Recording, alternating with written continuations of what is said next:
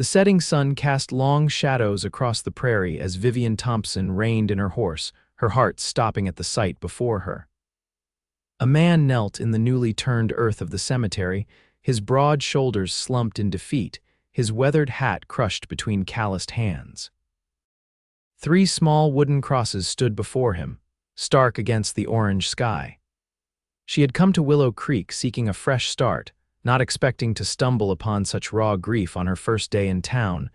Vivian had never intended to come to Wyoming Territory in 1876. At 26, she had resigned herself to the life of a schoolteacher in Boston, content with her independence after rejecting a loveless marriage proposal. Then her father's letter arrived, detailing the opportunity in Willow Creek, a town desperately in need of someone to educate its children. The adventure called to her, and the promise of land in her own name sealed her decision. She dismounted slowly, unsure whether to intrude on such a private moment. The man hadn't noticed her yet, his head bowed low, the fading light catching on what appeared to be tears tracking down his sunburned face.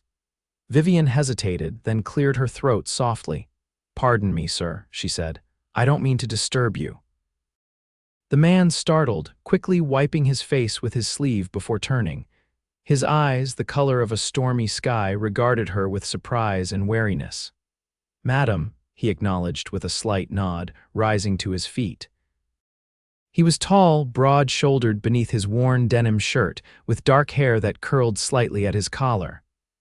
"I'm terribly sorry for your loss," Vivian offered, gesturing uncertainly toward the small graves. Something flickered across his face: pain, anger, resignation before he pressed his lips together and nodded once. "Thank you."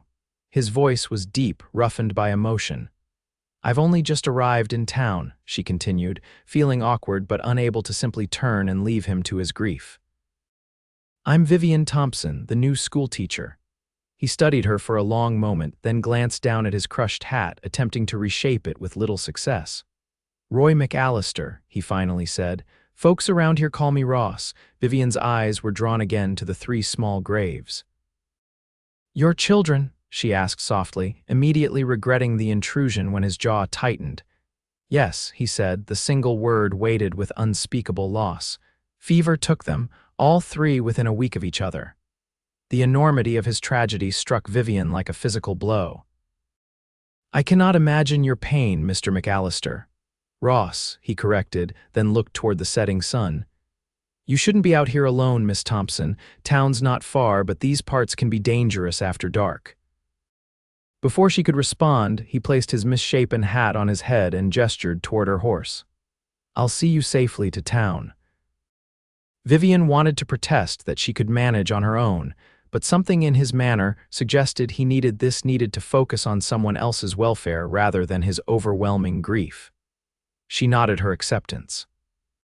As they walked their horses toward town, Vivian stole glances at the cowboy beside her. His face was all hard planes and angles, weathered by sun and wind. A scar ran along his jawline, and his hands, gripping the reins, were calloused and strong. Despite his evident sorrow, he carried himself with a quiet dignity that stirred something unexpected within her. "How long ago?" she asked softly. 3 months, he replied after a long pause. "Sarah was 6. The twins, James and John, were 4. And their mother," Vivian ventured carefully. "Gone 2 years now, childbirth." His words were clipped as if each one caused him physical pain. "The baby too." Vivian fell silent, overwhelmed by the magnitude of loss this man had endured. They rode the rest of the way to town without speaking, the only sound the steady rhythm of hoofbeats and the occasional call of a night bird. Willow Creek emerged from the gathering darkness, a typical frontier town with its main street lined with wooden buildings. Light spilled from the windows of the saloon, and a few figures moved along the boardwalks. "The schoolhouse has living quarters in the back," Ross informed her, steering his horse toward a modest building at the edge of town. "The last teacher left sudden-like when her father took ill back east." As they approached the schoolhouse, Vivian noticed a lamp burning in the window. "Someone's there," she observed. "Probably Mrs. Hollister. She's been keeping an eye on the place, knowing you were coming." He dismounted with fluid grace and came around to help her down. His hands encircled her waist, and for a brief moment she was acutely aware of their strength as he lifted her effortlessly to the ground. Their eyes met, and something passed between them, a flicker of connection amid their separate sorrows. "Thank you for escorting me, Mr. McAllister Ross," Vivian said, stepping back. He nodded, his expression unreadable in the gathering darkness. "Town meetings tomorrow evening. Folks will want to meet the new teacher." Without waiting for a response, he mounted his horse and tipped his hat. "Good night, Miss Thompson." Vivian watched him ride away, his silhouette gradually fading into the night. Only when he had disappeared completely did she turn toward the schoolhouse that would be her new home, her mind filled with images of a grief-stricken cowboy and 3 small graves beneath the prairie sky. Mrs. Hollister turned out to be a plump, kindly woman in her 50s who had prepared the teacher's quarters with meticulous care. Fresh linens on the narrow bed, wild flowers in a jar on the table, and a pot of stew warming on the small stove. "You must be exhausted, dear," she said, helping Vivian with her bags. "Traveling all the way from Boston, what a journey that must have been." "It was indeed," Vivian agreed, gratefully accepting a bowl of fragrant stew. "Thank you for your kindness, Mrs. Hollister. Oh, call me Eliza, dear." "Everyone does." The woman bustled around the small room, showing Vivian where everything was kept. "We're so pleased to have a proper teacher again. 17 children in town now, ranging from 5 to 16. Vivian nodded, her mind still partly on her encounter at the cemetery. "I met Mr. McAllister on my way into town," she said carefully. "At the cemetery." Mrs. Hollister's expression sobered immediately. "Poor Ross, those beautiful children." She shook her head sadly. "That man has endured more heartache than anyone should have to bear." "He mentioned his wife passed 2 years ago. Clara, yes, such a lovely woman." Mrs. Hollister sighed heavily. "After she died, those children were everything to him. He doted on them, worked himself to the bone to give them a good life on that ranch of his." She dabbed at her eyes with her apron.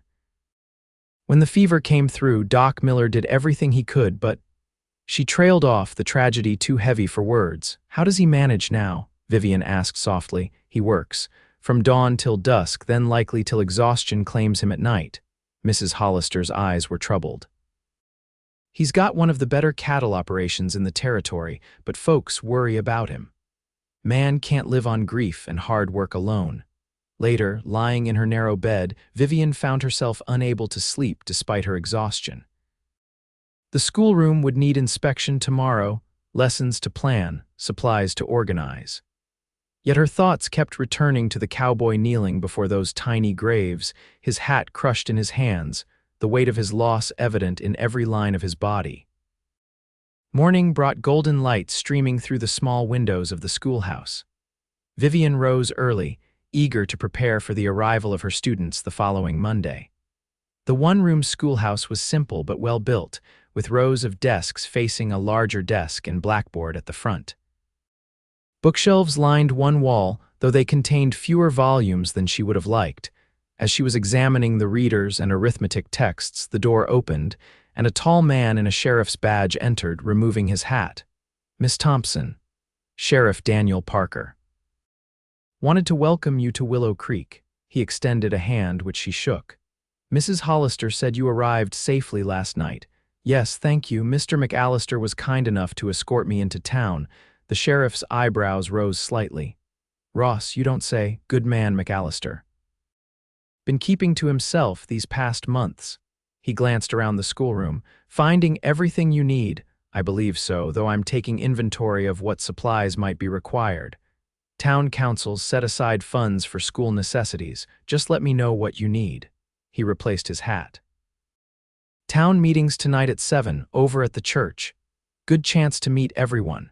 After the sheriff left, Vivian continued her inspection of the schoolhouse, making notes of needed supplies and repairs. Around midday, a knock at the door revealed a young woman carrying a basket. "Hello." "I'm Hannah Wallace, the dressmaker," she introduced herself cheerfully. "Thought you might appreciate some lunch, and I confess I'm dying of curiosity about our new teacher." Hannah proved to be a delightful companion, quick to laugh and eager to share town gossip. As they ate the sandwiches she'd brought, she filled Vivian in on Willow Creek's residents. Mayor Peterson owns the general store. His wife Emma bakes the best pies you'll ever taste. Doc Miller's getting on in years, but still the only physician for 30 miles. The Dawson brothers run the saloon, which caused quite the scandal when they first opened it, but folks have come around. Vivian listened, trying to commit names and relationships to memory. "And Mr. McAllister?" she asked, attempting to sound casual. Hannah's bright expression dimmed slightly. "Ross, his ranch is about 3 miles north of town, one of the most successful in the territory even after." She paused. "You've heard about his family?" "Yes, I actually met him at the cemetery yesterday," Hannah nodded sadly. "He goes there every evening, same time." "Has ever since they were buried," she sighed. "Before all the tragedy, he was different, smiled more, was active in town affairs. Now he comes in only when necessary for supplies or business." "It hasn't been that long," Vivian pointed out. 3 months from what I understand. True enough. "And no one expects him to simply move on from such loss." Hannah carefully rewrapped the remaining food. "But some worry he's given up in a way, not on living exactly, but on life having any meaning beyond work and grief." The town meeting that evening provided Vivian with her first real glimpse of Willow Creek's community. The small church was filled with families, single men, and a few elderly residents, all curious about their new teacher. Mayor Peterson, a portly man with an impressive mustache, made the introductions, and Vivian found herself shaking numerous hands and trying to match names to faces. She noticed Ross McAllister standing at the back of the room, somewhat apart from the others. Their eyes met briefly, and he nodded in acknowledgement before returning his attention to the mayor. After discussing school matters and answering questions about her teaching experience, Vivian stepped aside as the meeting turned to other town business. She found herself standing near Ross, who seemed uncomfortable in the crowded room. "Good evening, Mr. McAllister," she said quietly. "Miss Thompson." His voice was as she remembered, deep with a hint of roughness. "Settling in all right?" "Yes, thank you. Everyone has been very welcoming." He nodded, his eyes scanning the room as if looking for an escape. Up close, in the lamplight, she could better see the toll grief had taken on him. Though he couldn't be more than 35, lines of sorrow etched his face, and shadows darkened his eyes. "You have quite a few students from outlying ranches," she commented. "Will any of them need boarding arrangements in town?" "The Parker boys ride in daily from the south," he replied. "Wilkinson's from the east. The others are town children mostly." His brevity might have seemed rude from another man, but Vivian sensed it was simply his way, perhaps more pronounced now in his grief. "Miss Thompson," Mayor Peterson called from across the room. "Mrs. Peterson insists you join us for Sunday dinner after church. No arguments now." As she turned to acknowledge the invitation, Ross quietly slipped out the side door, unnoticed by most. Vivian watched him go, wondering what it would take to heal a heart so thoroughly broken. The following days were busy with preparations for school. Vivian met many of her future students as they came to town with their parents, wide-eyed and curious about their new teacher from the east. The younger children were openly excited, while the teenagers affected indifference that couldn't quite hide their interest in this new addition to their small community. On Saturday afternoon, as Vivian was writing out lesson plans, a knock at the schoolhouse door revealed Ross McAllister, looking uncomfortable but determined. He held a small wooden crate. "Miss Thompson," he greeted her, hat in hand. "Hope I'm not interrupting." "Not at all, Mr. McAllister." "Please come in." She motioned him inside, surprised by his visit. He entered hesitantly, placing the crate on her desk. "Books," he explained, "belong to the children, thought they might be useful here." Vivian opened the crate to find a collection of well-cared-for books, primers, readers, and several illustrated volumes of children's stories. "These are wonderful," she said sincerely. "Thank you for thinking of the school." He nodded once, his eyes briefly scanning the classroom before returning to her face. "Sarah loved reading," he said quietly. "Would have started school this year." The simple statement, delivered without emotion yet filled with unspoken grief, touched something deep within Vivian. Before she could respond, he cleared his throat. "Sheriff mentioned you were looking for some repairs to the building. I'm handy with tools. Could take a look if you'd like." "That would be most appreciated," Vivian said, surprised by the offer. "The back steps are somewhat unstable, and one of the windows won't open properly." For the next hour, Ross worked on the repairs while Vivian continued her lesson preparations. They spoke little, but the silence was companionable rather than awkward. She found herself watching him when he wasn't looking, the capable hands that worked so efficiently, the line of his jaw as he concentrated on a stubborn nail, the way the sunlight caught in his dark hair. When he finished, she insisted on making him tea, which he accepted with apparent reluctance, but then seemed to enjoy as they sat at her desk, discussing the coming school year. "How many years did you teach in Boston?" he asked, surprising her with his interest. "5 years," she replied. "At a girls' academy. Must be quite different here." "Indeed, but I'm looking forward to the challenge." She hesitated, then added, "I never thought to leave Boston, but after my mother passed last year, there seemed little to keep me there." Something flickered in his eyes, recognition, perhaps, of shared loss. "What brought you to Wyoming specifically?" "My father has a friend who settled in Cheyenne some years ago. He mentioned the need for teachers out west." She smiled slightly. "And I admit I was drawn to the idea of a new beginning, somewhere far from everything familiar." Ross studied her for a moment, as if seeing her in a new light. "Takes courage coming all this way alone, or foolishness," she countered with a small laugh. "No," he said seriously, "courage." The word hung between them, weighted with something Vivian couldn't quite name. Then Ross set down his cup and rose to his feet. Better be getting back to the ranch, daylight's burning. At the door he paused. "Church tomorrow?" "Yes, I've been invited to attend with the Petersons." He nodded.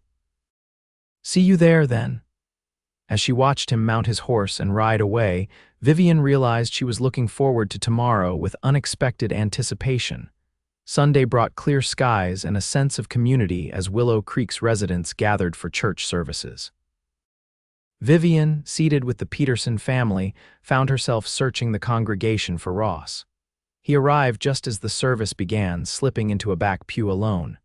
Throughout the minister's sermon, she was acutely aware of his presence, though she kept her eyes dutifully forward. After the service, as people mingled outside, enjoying the fine weather and each other's company, Vivian noticed Ross standing apart from the others, his hat in his hands, nodding occasionally to those who greeted him but initiating no conversations himself. She excused herself from Mrs. Peterson and made her way toward him. "Good morning, Mr. McAllister, Miss Thompson." He offered a brief nod. "Service was nice." "Yes, it was." She searched for something more to say, unwilling to end their interaction so quickly. "The repairs you made to the schoolhouse are holding perfectly. Thank you again. Glad to help." His eyes moved past her to where the Peterson children were playing. For a moment, his expression tightened with pain. "Ross," a deep voice interrupted. Sheriff Parker approached, clapping a hand on Ross's shoulder. "Good to see you in town 2 days running." "Daniel," Ross nodded to the sheriff, "just attending services.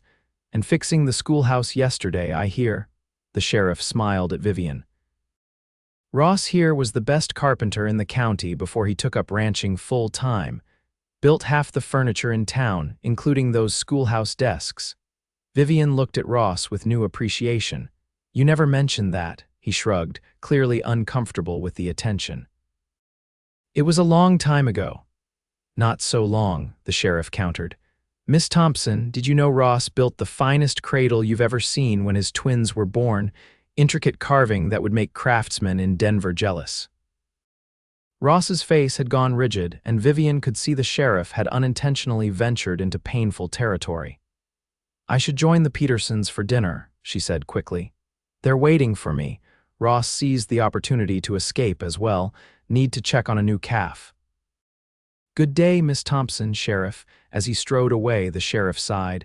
"Put my foot in it, didn't I? Meant well, but sometimes I forget how raw it all still is for him." "It's understandable," Vivian assured him. "Grief takes time." "That it does," the sheriff agreed, watching Ross mount his horse. "That it does." The first day of school arrived with perfect September weather. 17 children, ranging from 5-year-old Susie Miller to 16-year-old Thomas Parker, filed into the schoolhouse, a mix of excitement and trepidation on their young faces. Vivian had arranged the desks by age and ability, with a reading corner for the youngest students and more advanced texts for the older ones. By lunchtime, she had assessed each child's educational level and begun to develop a teaching strategy that would address their varied needs. The younger children took to her immediately, while the teenagers required more convincing, but by day's end, even they seemed cautiously accepting of their new teacher. As the children departed, Vivian noticed a solitary rider approaching from the north. Ross McAllister, his tall figure unmistakable even at a distance. She waited on the schoolhouse steps, curious about his visit. He dismounted, securing his horse to the hitching post, and approached with something in his hands. As he drew nearer, she saw it was a small wooden object. "Afternoon, Miss Thompson," he greeted her. "How was the first day?" "Challenging but rewarding," she replied with a smile. "The children are bright and eager to learn." He nodded, then somewhat awkwardly extended the item in his hands. It was a beautifully crafted wooden case, about the size of a cigar box but more elegant, with a pattern of leaves carved into the lid. "For your chalk and erasers," he explained when she took it. "Noticed yesterday they were just sitting loose on your desk." Vivian ran her fingers over the smooth wood, admiring the craftsmanship. "Did you make this?" "Yes." His eyes met hers briefly, then looked away. "Had some time last night." The implication that he'd stayed up working on this gift for her after what was surely a long day of ranch work touched Vivian deeply. "It's beautiful, thank you." He shifted his weight, clearly uncomfortable with her gratitude. "Sheriff mentioned you might need firewood split before winter sets in. Thought I could take care of that for you this weekend." "That's very kind, but I wouldn't want to impose on your time." "No imposition." His tone was firm. "Saturday morning all right?" "Yes, that would be fine, perhaps." She hesitated, then continued with more confidence. "Perhaps you'd stay for lunch afterward, as a thank you." Something flickered in his eyes, surprise, perhaps, or uncertainty. For a moment she thought he might refuse, but then he nodded once. "That'd be nice, thank you." As he rode away, Vivian held the wooden box against her chest, feeling a warmth that had little to do with the afternoon sun. The following days established a rhythm to Vivian's new life. Mornings began early with preparation for lessons, followed by a full day of teaching. Evenings were spent grading papers, planning the next day's work, and occasionally accepting dinner invitations from Willow Creek's families. She quickly became a valued member of the community, her Eastern education and gentle manner winning over even the most skeptical residents. She saw Ross McAllister only from a distance during that week, once at the general store, loading supplies into his wagon, and again riding past the schoolhouse at day's end. Each time he tipped his hat in acknowledgement, but didn't stop to talk. Despite this, she found herself thinking of him often, wondering how he spent his evenings alone at his ranch, and whether the weight of his grief had eased at all in the days since their first meeting. Saturday arrived clear and cool, with a hint of autumn in the air. Vivian had just finished breakfast when she heard the sound of a wagon approaching. Ross arrived with tools and several young men she recognized as ranch hands from neighboring properties. "Hope you don't mind the extra help," he said after greeting her. "Job will go faster with more hands." For the next few hours, Vivian watched from the schoolhouse window as the men felled several dead trees at the edge of the property, cut them to size, and split the wood into neat piles near the schoolhouse. Ross worked alongside his men, his movements efficient and powerful. Occasionally, she caught glimpses of a different man than the grief-stricken figure she'd first encountered, one who smiled briefly at a joke, who demonstrated proper technique to a younger hand with patience, who seemed momentarily at peace in physical labor. By midday, the work was nearly complete. Vivian had prepared a hearty lunch of stew, bread, and apple pie, setting out a table under the large oak tree beside the schoolhouse. The ranch hands thanked her profusely, eating with the enthusiasm of young men who had worked hard all morning. Ross ate more moderately but with evident appreciation. "This is excellent, Miss Thompson," he said, accepting a second helping of stew. "Been a while since I had home cooking this good. I'm glad you're enjoying it. It's the least I could do after all your help." She glanced at the impressive woodpile. "You've provided enough firewood to last the entire winter." "Better to have too much than too little when Wyoming winter hits," he replied. "First snow can come as early as October some years." After the meal, the ranch hands departed with the wagon, leaving Ross to finish securing the woodpile with a tarp. Vivian helped him, aware of his proximity as they worked together. "You cook for yourself at the ranch?" she asked, curious about his daily life. "Try to. Nothing fancy. Mrs. Hollister brings food by sometimes." He secured the last corner of the tarp. "Had a housekeeper for a while after Clara died to help with the children, but after..." He trailed off, his jaw tightening. "After you lost them, there didn't seem much point," Vivian finished softly. He looked at her, surprise and something like gratitude in his eyes.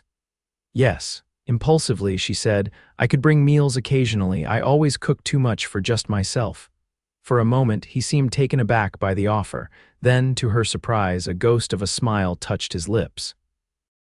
"Trying to fatten me up, Miss Thompson." The unexpected teasing caught her off guard, and she laughed. "Perhaps. You do work very hard, Mr. McAllister." "Ross," he reminded her, his expression softening, "and thank you, but that's not necessary." "I know it isn't necessary," she countered. "But it would be my pleasure. Consider it payment for all the repairs and firewood." He studied her for a long moment, then nodded. "All right then, thank you." As he prepared to leave, Ross hesitated by his horse. "There's a harvest festival next Saturday, town tradition." He seemed to be choosing his words carefully. "If you're not otherwise engaged, I could escort you, show you how we celebrate out west." The invitation surprised her, and warmth spread through her chest. "I would like that very much. I'll come by around 6 then." He mounted his horse with practiced ease. "Good day, Miss Thompson." "Vivian," she called after him. "If I'm to call you Ross, you must call me Vivian." He turned in the saddle, and for the briefest moment, a genuine smile transformed his face. "Vivian," he acknowledged, then rode away, leaving her with a fluttering sensation in her stomach that she hadn't felt in many years. The following week passed in a blur of teaching and anticipation. Vivian found herself thinking of Ross more often than she cared to admit, remembering the way his rare smile transformed his face, the gentle strength in his hands as he worked, the quiet dignity with which he bore his grief. Hannah Wallace visited midweek, ostensibly to discuss making new curtains for the schoolhouse, but really to share the latest town gossip. "Everyone's talking about Ross McAllister chopping wood for the schoolhouse," she said with a knowing smile. "And now I hear he's escorting you to the harvest festival." Vivian felt her cheeks warm. "He merely offered to show me the local traditions. I'm new to town, after all." Hannah's expression grew more serious. "It's good to see him participating again." "This is the first social event he's attended since." "Well, you know, I don't want to read too much into it," Vivian said carefully. "He's simply being neighborly." "Perhaps," Hannah conceded, "but Ross McAllister doesn't do anything without purpose. If he's invited you to the festival, it means something to him." She squeezed Vivian's hand. "Just be patient with him. Healing takes time." Saturday evening arrived clear and cool, with a full moon rising over the eastern hills. Vivian had spent more time than usual on her appearance, wearing her best dress, a deep blue that complemented her eyes, and arranging her chestnut hair in a style more elaborate than her usual simple bun. At precisely 6 o'clock, a knock sounded at her door. Ross stood on her threshold, freshly shaven and wearing clean clothes that, while simple, clearly represented his best. His dark hair was neatly combed, and for the first time she noticed its slight wave. Most striking was his expression, still reserved, but with a warmth in his eyes that made her heart beat faster. "Good evening, Vivian," he said, the sound of her name on his lips sending an unexpected thrill through her. "You look lovely." "Thank you, Ross. You're quite handsome yourself." The compliment seemed to embarrass him, but he offered his arm with old-fashioned courtesy. The town square had been transformed for the festival. Lanterns hung from trees and posts, casting a golden glow over everything. Tables groaned with food contributed by every household, and a small band played lively tunes on a makeshift stage. Children darted between adults, playing games of tag and showing off harvest decorations they had made. Ross was quiet as they approached, and Vivian sensed his discomfort at the noise and festivity. She squeezed his arm gently. "We can leave whenever you wish," she assured him. He glanced down at her, appreciation in his eyes. "Thank you, but I'll be all right." To her surprise, he was. Though he didn't seek out conversation, he responded cordially when approached, even managing a smile when Mayor Peterson clapped him on the back and expressed delight at seeing him at the festival. Several people commented on Ross's presence with obvious pleasure, reinforcing Hannah's observation that his attendance was significant to the community. After sampling the impressive array of food, they found themselves near the band. A lively tune had couples forming for a dance, and Vivian watched with interest as the townsfolk paired up. "Do you dance?" Ross asked unexpectedly. The question caught her off guard. "Yes, though I'm more familiar with Eastern dances than Western ones." "Not so different," he said, hesitating before offering his hand. "Would you care to?" The invitation clearly cost him something, whether pride or the painful acknowledgement of participating in joy again, she wasn't sure. But his hand remained extended, an offer and perhaps a tentative step toward healing. "I would be honored," she replied, placing her hand in his. The dance was a simple reel, easy enough to follow with Ross's steady guidance. His hand at her waist was warm and sure, his steps confident despite what must have been a long absence from such activities. As they moved through the figures of the dance, something in his expression lightened, as if momentarily freed from the weight of memory. "You dance well," she told him when the music ended, both of them slightly breathless. "Clara loved dancing," he said, and though the words held sorrow, they seemed offered as a gift, a piece of his past shared willingly. "Taught me proper steps when we first married." Before Vivian could respond, Sheriff Parker approached with his wife. "Ross, didn't expect to see you cutting a rug tonight. Miss Thompson must be a good influence." Ross shifted uncomfortably but didn't withdraw. Vivian wanted to experience the festival properly. Mrs. Parker, a kind-faced woman in her 40s, smiled warmly. "It's wonderful to see you both enjoying yourselves. The children have been singing Miss Thompson's praises all week." The conversation turned to school matters, and Vivian noticed Ross gradually relaxing as attention shifted away from his presence at the festival. When the Parkers moved on, he suggested they walk a bit, away from the densest part of the crowd. They strolled to the edge of the square, where the lantern light faded and the brilliant stars of the Wyoming night sky took precedence. For a few minutes, they simply stood in companionable silence, watching the celebration from a distance.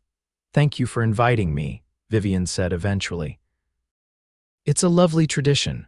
Ross nodded, his profile strong in the moonlight. "Wasn't sure I could do it," he admitted quietly. "Been avoiding anything that reminded me of before." The simple confession, offered without pretense, moved her deeply. "Yet here you are, here I am." He turned to face her fully. "Because of you, I think." The words hung between them, weighted with meaning neither was quite ready to articulate. Vivian's heart beat faster, aware of his proximity, the intensity of his gaze. "I haven't done anything special," she demurred. "You have," he disagreed, his voice low. "You've treated me like a man, not a tragedy. That's rare these days." Before she could respond, shouts erupted from the town square. They turned to see several men arguing near the food tables, their voices rising in anger. "That's Jackson Davis," Ross said with a frown, "troublemaker when he drinks." He placed a protective hand on Vivian's arm. "Stay here." She watched as he strode toward the confrontation, his tall figure commanding attention as he inserted himself between the angry men. Though she couldn't hear his words, his calm authority was evident, and within minutes, the situation had diffused. The sheriff led the intoxicated man away while Ross spoke quietly to the others involved. When he returned to her side, Vivian couldn't help but admire the quiet strength he displayed. "That was impressive," she told him. "You have a natural way with people." He shrugged, uncomfortable with the praise. Used to handle disputes at cattle auctions sometimes, just takes a steady voice. The interruption had broken the intimate moment between them, but Vivian found she didn't mind. There was time, she realized. Time for whatever was growing between them to develop naturally, without rushing. As the evening wound down, Ross escorted her home, their pace unhurried under the bright moon. At her door, he hesitated, seemingly caught between formality and something more personal. "I enjoyed this evening," he said finally. "More than I expected to." "As did I," she replied sincerely. "Very much." He studied her face for a long moment, then reached out slowly, as if giving her time to withdraw, and tucked a stray strand of hair behind her ear. The gesture, so gentle and intimate, made her breath catch. "Good night, Vivian," he said softly, then stepped back, tipping his hat before turning to leave. She watched him walk away, her heart full of emotions she wasn't yet ready to name but recognized as important, perhaps even life-changing. The weeks that followed brought a deepening of their connection. Ross began stopping by the schoolhouse occasionally, first with practical excuses, checking the roof before winter, repairing a broken desk, then simply to visit. Sometimes he would arrive as school ended, watching from a distance as the children departed, his expression a complex mixture of sorrow and wistful observation. Vivian never pressed him about these visits, understanding instinctively that he was working through his grief in his own way. True to her word, she began bringing food to his ranch once or twice a week. The first time she arrived unannounced, a covered dish in hand, he seemed genuinely startled by her presence but invited her in with awkward courtesy. The ranch house was larger than she had expected, solidly built with a spacious main room dominated by a stone fireplace. Though clean, it had the sparse, utilitarian feel of a place maintained for necessity rather than comfort. Few personal touches remained: a handmade quilt folded over a chair, a shelf of books, a carved wooden horse on the mantel. "It's not much," he apologized, clearing papers from the table. "Haven't had visitors in some time." "It's a lovely home," she assured him, setting out the food she'd brought: a chicken pie, fresh bread, and apple cobbler. "Very, you," he raised an eyebrow at that, almost smiling. "Not sure what that means, but I'll take it as a compliment." They ate together at his kitchen table, the conversation easier than Vivian had anticipated. Ross spoke of his cattle operation, the challenges of the upcoming winter, his plans to expand the herd in the spring. She told him about her students, their progress and personalities, the books she hoped to acquire for the school library. As they finished the meal, Ross seemed to make a decision. "Would you like to see the rest of the ranch before the light fades?"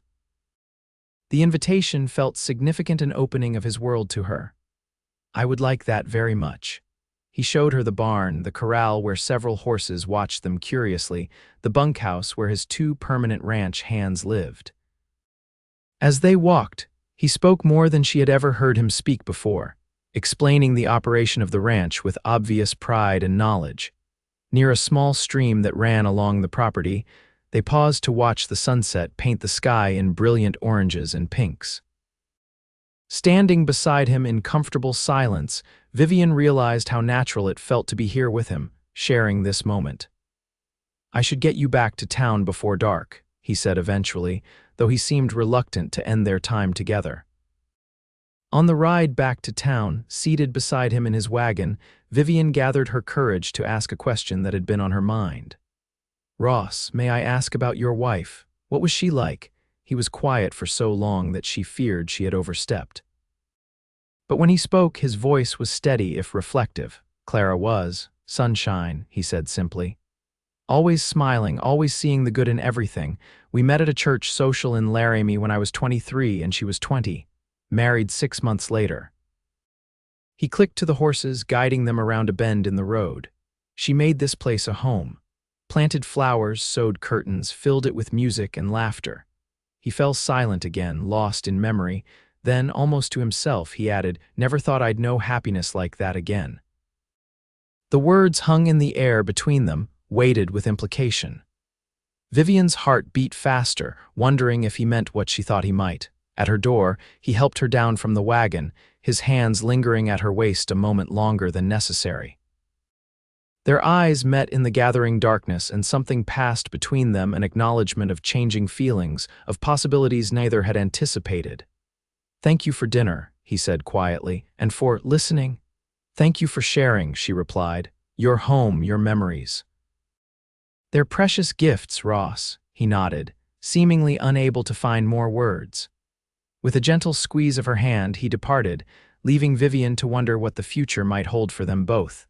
October brought colder weather and the first dusting of snow to Willow Creek. The schoolhouse was warm and snug thanks to Ross's ample supply of firewood, and Vivian found herself settling into her role with growing confidence. The children had accepted her completely now, even the older boys who had initially tested her authority. Her friendship with Ross continued to deepen. He had become a regular visitor to the schoolhouse and occasionally attended Sunday services now, sitting beside her in what the townspeople had come to recognize as his place. Though they had not spoken explicitly about their feelings, there was an understanding between them, a comfortable companionship that held the promise of something more. One crisp Saturday morning, Vivian was grading papers when a knock at her door revealed Ross holding the reins of two saddled horses. "Thought you might enjoy a ride," he suggested. "It's a fine day despite the chill." Delighted by the spontaneous invitation, Vivian quickly changed into her riding clothes, a divided skirt she had commissioned from Hannah specifically for Western riding, and joined him outside. "This is Thunder." Ross introduced her to the smaller of the two horses, a gentle-looking bay mare. "She's steady and reliable." "Hello, Thunder," Vivian greeted the horse, stroking her velvety nose. "She's beautiful."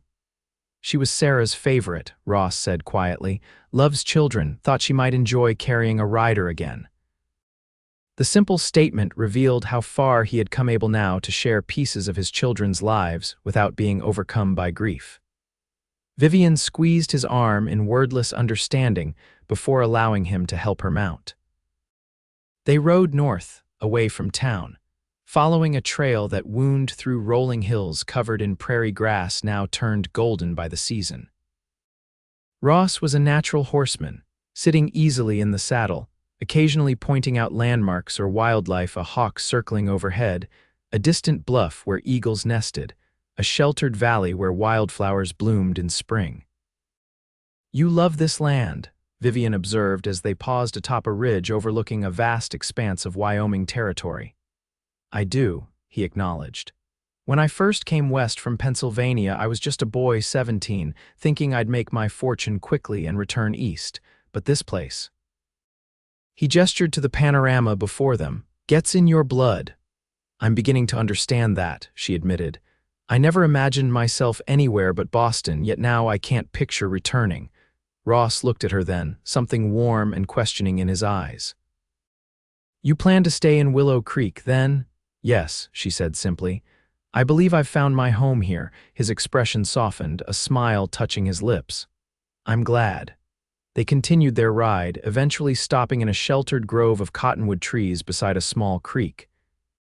Ross spread a blanket on the ground and produced a picnic lunch from his saddlebag's cold chicken, bread, cheese, and apples. As they ate, the conversation flowed easily between them, touching on books they had both read, childhood memories, hopes for the future. Vivian found herself laughing more than she had in months, drawn out by Ross's dry wit, which emerged more frequently now as his grief began to ease. "Tell me about your family," he encouraged. "You've mentioned your father's friend in Cheyenne, but little else." "My father is a professor of history at Harvard," she explained. "Very academic, always surrounded by books and ideas.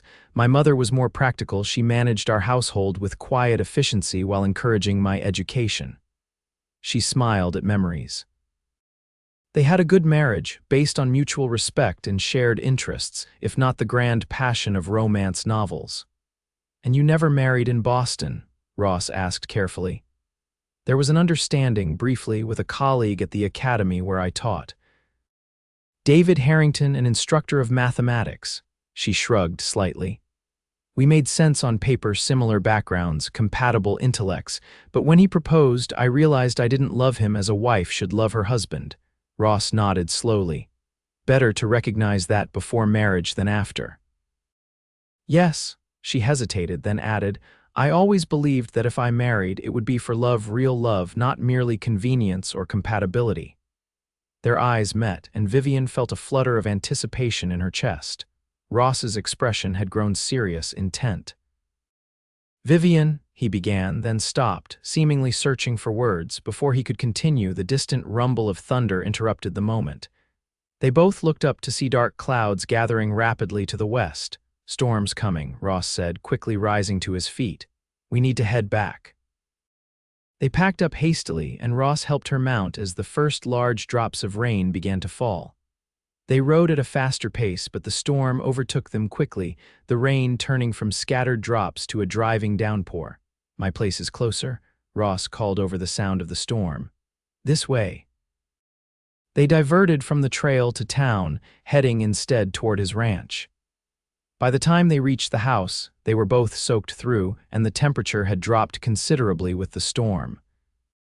Inside, Ross quickly built up the fire while Vivian stood shivering in the middle of the room, water dripping from her clothes onto the wooden floor.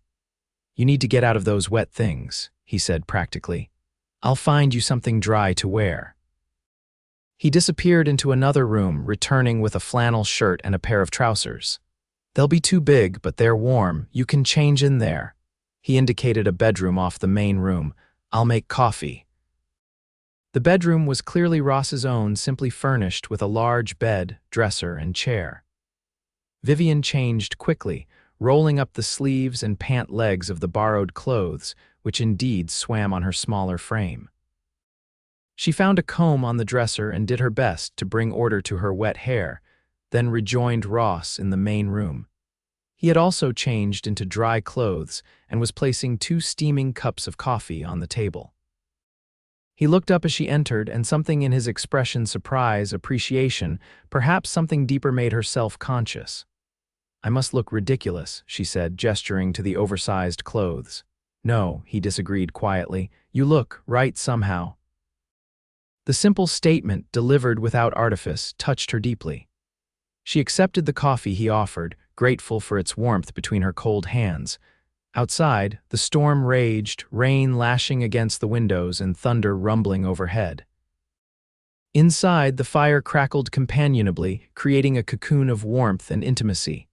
Looks like you're stuck here for a while, Ross observed, joining her by the fire. Storm won't pass quickly. I trust I'm in good hands, she replied, smiling over the rim of her cup. They sat in comfortable silence, listening to the storm and occasionally adding wood to the fire.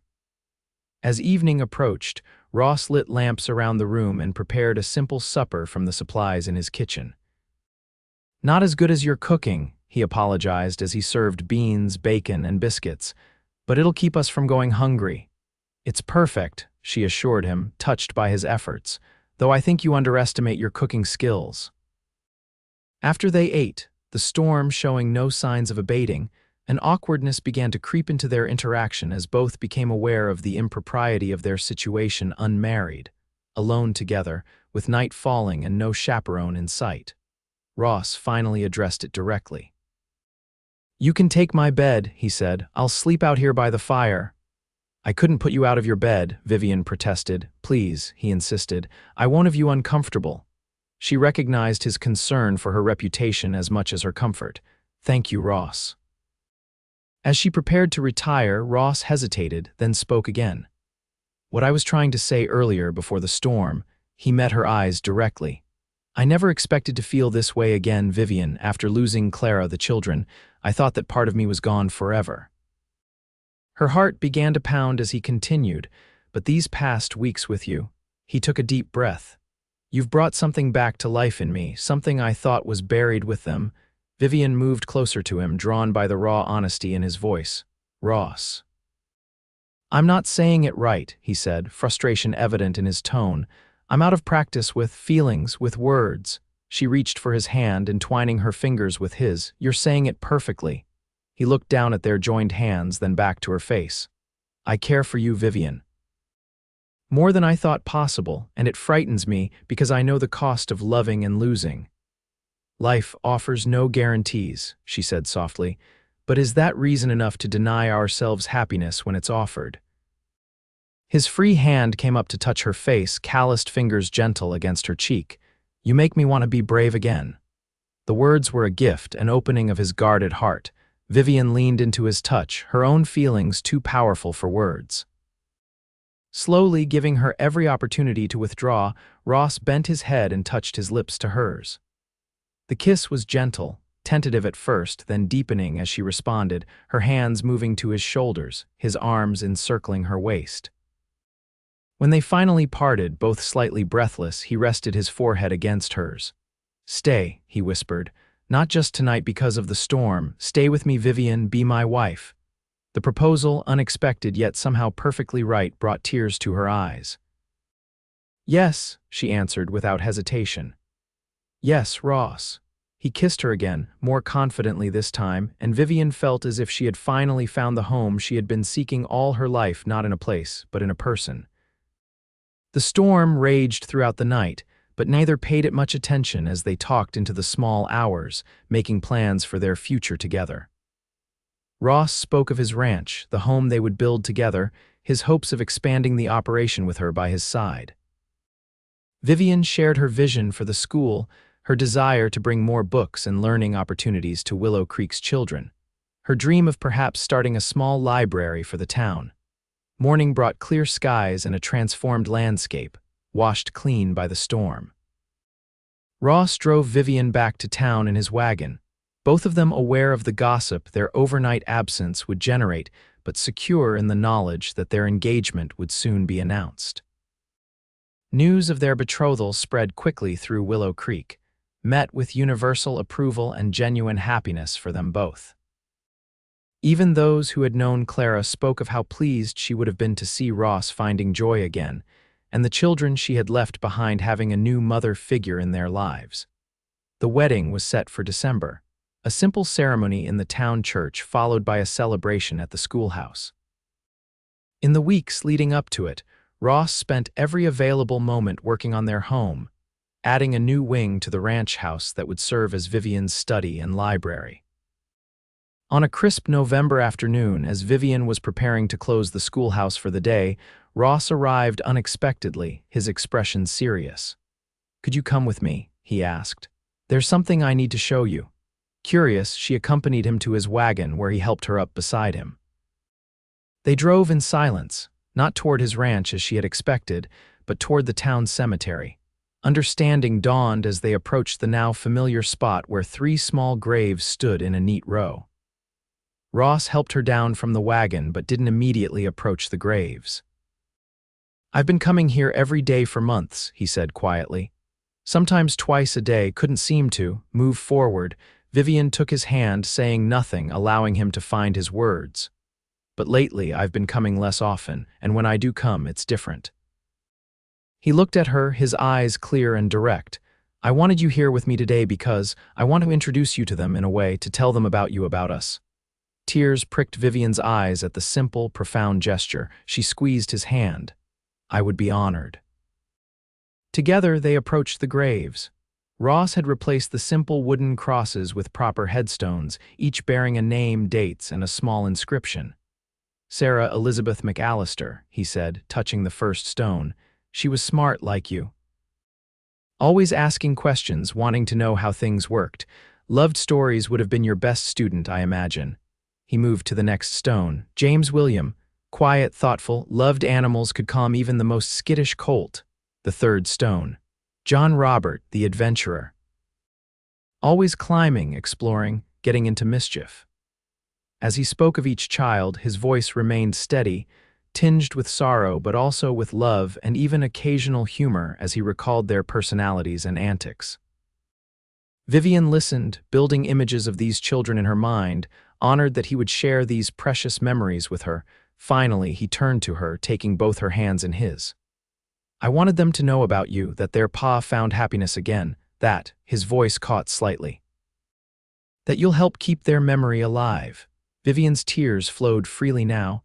"I will, Ross, I promise." He drew her into his arms, holding her close as they stood before the graves. After a long moment, he spoke again, his voice stronger. I think I'm ready now to say goodbye but not to forget. To honor them by living fully again. As they walked back to the wagon, Ross's step seemed lighter, as if a burden had begun to lift from his shoulders. He helped Vivian up, then paused, looking back at the cemetery one last time before joining her. "Thank you," he said simply as they drove away. "For what?" "For finding me that day, for seeing the man beneath the grief." He took her hand, his eyes on the road ahead, "For helping me believe in future happiness again." Vivian leaned her head against his shoulder, her heart full. The journey ahead would not always be easy. Grief had its own timetable, its own rhythms of healing, but they would face it together, building a life from the ashes of loss, finding joy in new beginnings while honoring what had come before. Their wedding day dawned clear and cold, with fresh snow blanketing Willow Creek in pristine white. The small church was filled to capacity with townspeople and ranchers from the surrounding area, all gathered to witness the union of their schoolteacher and the rancher whose tragedy had touched them all. Vivian wore a simple gown of ivory silk, Hannah Wallace's finest creation, with a wreath of winter berries in her hair. As she walked down the aisle toward Ross, who stood tall and handsome in his best suit, she felt a certainty she had never known before that this man, this place, this life they would build together was exactly where she was meant to be. The ceremony was brief but meaningful, their vows spoken clearly and from the heart. When the minister pronounced them husband and wife, Ross's kiss held the promise of all their tomorrows, and the cheers of the congregation reflected the community's wholehearted embrace of their union. The celebration afterward lasted well into the evening, with food and dancing and heartfelt toasts to the newlyweds. As Ross led Vivian in a dance, his movements sure and his eyes never leaving hers, she saw in him the man he must have been before tragedy struck, and the man he was becoming again, tempered by grief but not defined by it. "Happy?" he asked softly as they moved together across the floor. "Completely," she assured him. "And you?" His answer was a smile more open and genuine than any she had seen from him before. "More than I ever thought possible again." Later, as they drove to their ranch, now truly theirs together, snow began to fall again, soft flakes drifting through the moonlit darkness. "Look," Ross said, pointing toward their home as it came into view. Lights glowed in every window, a welcoming beacon in the winter night. "Mrs. Hollister's doing, I expect, making sure we came home to warmth." Inside, they found more evidence of the town's affection: a fire burning in the hearth, a wedding quilt on their bed, the pantry stocked with provisions, and a note from Mrs. Hollister promising to leave them in peace for a full week before checking on them. As they stood together in the main room, now transformed by Vivian's touches added gradually over the past week's curtains at the windows, books on the shelves, a vase of dried flowers on the table, Ross took his wife in his arms. "Welcome home, Mrs. McAllister," he said, his voice husky with emotion. Vivian reached up to touch his face, tracing the lines that sorrow had etched there but which happiness was slowly softening. "I love you, Ross," she said simply. His eyes darkened with intensity as he lifted her into his arms. "And I love you, Vivian, more than I have words to express." As he carried her toward their bedroom, Vivian knew that they had found in each other not just love, but redemption, a second chance at happiness neither had expected but both now embraced with open hearts. Spring came to Wyoming Territory with its usual capriciousness: warm days followed by sudden snowstorms, brilliant sunshine giving way to drenching rain. By April, however, the land had begun its transformation, prairie grasses greening and wildflowers appearing in sheltered valleys. Life at the McAllister Ranch had settled into a pleasant rhythm. Vivian continued teaching at the schoolhouse, riding to town each morning and home again in the afternoon. Ross divided his time between ranch work and his renewed interest in carpentry, building furniture for their home and occasionally for neighbors who commissioned pieces. On weekends, they often rode together across the ranch lands, Ross pointing out natural features and sharing his knowledge of cattle ranching while Vivian marveled at the beauty of their domain. Sometimes they would picnic in the same grove where he had proposed, making new memories in a place that had become special to them both. Their evenings were spent in comfortable companionship, reading aloud to each other by the fire, discussing books and ideas, planning improvements to the ranch, or simply enjoying the quiet contentment of being together. And at night, in the privacy of their bedroom, they discovered in each other a passion neither had fully expected but both treasured as a precious gift of their marriage. As April turned to May, Vivian began to suspect a change in her condition. When her suspicions were confirmed by Doc Miller, she waited for the perfect moment to share the news with Ross. The opportunity came one evening as they sat on the porch after supper, watching the sunset paint the western sky in spectacular colors. Ross had his arm around her shoulders, her head resting comfortably against him. "I've been thinking," she began casually, "that we might need to add another room to the house before winter." He glanced down at her, eyebrows raised in question. "Oh, what for?" She placed her hand over his, guiding it to rest on her still flat stomach. "For someone who will be joining us around Christmas." For a moment, Ross seemed not to understand. Then comprehension dawned in his eyes, followed by a complex mixture of emotions: joy, wonder, and a flash of fear quickly mastered. "Vivian," he breathed, his voice thick with emotion. "You're certain?" She nodded, watching his face carefully. "Doc Miller confirmed it yesterday." "I wanted to be sure before telling you." Ross drew her into his arms, holding her with such tender care that tears sprang to her eyes. When he finally pulled back to look at her, his own eyes were suspiciously bright. "A baby," he said wonderingly. "Our baby. Are you happy?" She asked, needing to hear the words despite the evidence of his reaction. "Happy doesn't begin to cover it," he assured her, his hand gently cradling her face. "I'm overwhelmed, grateful, a bit terrified if I'm honest." "I understand the fear," she acknowledged. "After what you've been through, no," he interrupted gently. "This is different. Yes, there's fear, there always will be when you love someone, but stronger than that is hope." He placed his hand again on her stomach. "This child is our future, Vivian, a new beginning." The months that followed were busy ones at the McAllister ranch. Ross threw himself into preparations for the baby with characteristic thoroughness, building a cradle of polished cherry wood with the same intricate carving the sheriff had once mentioned. He added the nursery he had promised, adjoining their bedroom, with large windows to catch the morning sun and shelves for the books he insisted their child would need from the earliest age. Vivian continued teaching until November, when the increasingly heavy snows and her advancing condition made the daily ride to town impractical. The school board arranged for a temporary replacement, with the understanding that Vivian would return when she felt ready after the baby's birth. As her time grew closer, Vivian occasionally caught Ross watching her with an expression that mingled joy and apprehension. One night, as they lay in bed with his hand resting protectively over her rounded belly, she addressed his unspoken concern.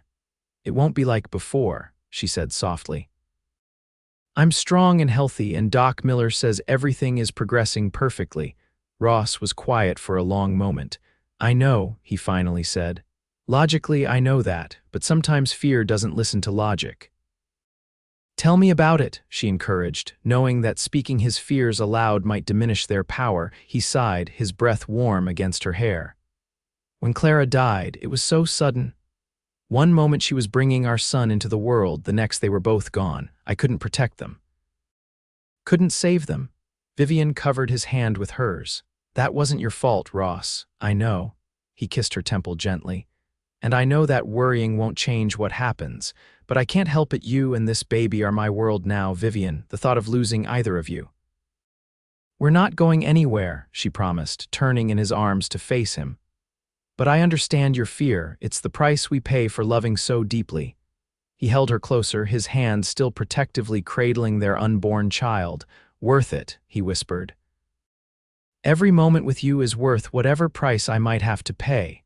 2 weeks before Christmas, during a clear, cold night with stars brilliant in the Wyoming sky, Vivian's labor began. Ross rode for Doc Miller and Mrs. Hollister with a speed born of both excitement and fear, returning to find Vivian walking slowly around their bedroom, breathing through the early contractions. The hours that followed tested both their resolve. Vivian's, as she endured the increasingly painful contractions, and Ross's, as he was forced to wait outside their bedroom door, hearing his wife's cries but unable to help her through the ordeal. Just as dawn began to lighten the eastern sky, a new cry filled the McAllister home, the lusty wail of their newborn daughter, announcing her arrival with unmistakable vigor. When Mrs. Hollister finally invited him into the room, Ross approached the bed with reverence, his eyes taking in the sight of Vivian, tired but radiant, holding a small bundle wrapped in a soft blanket. "Come meet your daughter," she invited, her voice filled with wonder and love. Ross sat carefully on the edge of the bed, his hands trembling slightly as Vivian placed the infant in his arms. The baby girl had a shock of dark hair like her father's, and when she briefly opened her eyes, they were the same deep blue as her mother's. "She's perfect," he whispered, one finger gently stroking his daughter's velvety cheek. "You're both perfect." They named her Hope Clara McAllister, honoring both the future and the past. In the days that followed, as Ross watched Vivian nursing their daughter by the fire or held the tiny infant against his chest while humming old lullabies, he felt the last lingering shadows of his grief finally receding, replaced by a joy so profound, it sometimes left him breathless. When Hope was 2 weeks old on Christmas Eve, Ross suggested they visit the cemetery. Vivian understood immediately the significance of this request and agreed without hesitation. The day was clear and cold, the cemetery blanketed in pristine snow as Ross carried Hope, bundled against the winter chill, toward the 3 small graves. Vivian walked beside him, her arm linked with his, offering silent support. At the graves, now marked by headstones partly covered in snow, Ross knelt carefully, still holding his daughter. "Sarah James John," he said, his voice steady and clear in the winter stillness. "I've brought someone for you to meet. This is your sister, Hope." He looked down at the sleeping infant in his arms. "She won't replace you, no one ever could, but I wanted you to know that love continues, that your Pa and Vivian have found happiness again." Vivian knelt beside him in the snow, placing small evergreen wreaths on each grave. "We'll make sure she knows about you," she promised. About her brave, wonderful siblings who would have loved her so much. They remained for a few minutes in quiet contemplation, then rose together, turning toward home, toward their future. As they walked back to the wagon, Ross looked at his wife and daughter, his expression one of profound gratitude. "Thank you," he said simply. "For what?" Vivian asked, though she thought she knew. "For finding me that day," he replied. "For seeing past my grief to the man I could be again. For our daughter, for everything." She reached up to touch his face, her heart full of love for this man who had found the courage to begin again after devastating loss. "Thank you for letting me in," she said softly, "for trusting me with your heart." As they drove home through the winter landscape, Hope sleeping peacefully in her mother's arms, Ross McAllister reflected on the journey that had brought him here, from unimaginable loss to unexpected joy. From a man kneeling broken beside his children's graves to a husband and father embracing life once more. He glanced at Vivian, her face aglow with contentment as she gazed down at their daughter, and knew with absolute certainty that while the past would always be honored in their home, their future stretched bright and promising before them, a future built on love that had survived the darkest of sorrows and emerged stronger for the testing. "Home," he said as their ranch came into view, smoke curling invitingly from the chimney. Vivian looked up at him, her eyes filled with love. "Yes," she agreed simply. "Home." And it was not just the buildings and land, but the life they had created together, the family they were building, the love that had healed 2 hearts and promised to sustain them through whatever challenges lay ahead. In the years that followed, the McAllister family would grow a son, joining them 2 years after Hope's birth, then another daughter 2 years after that. The ranch would prosper under Ross's careful management, and Vivian would eventually establish the town library she had dreamed of, operating it alongside her teaching duties once the children were old enough for her to return to the schoolhouse.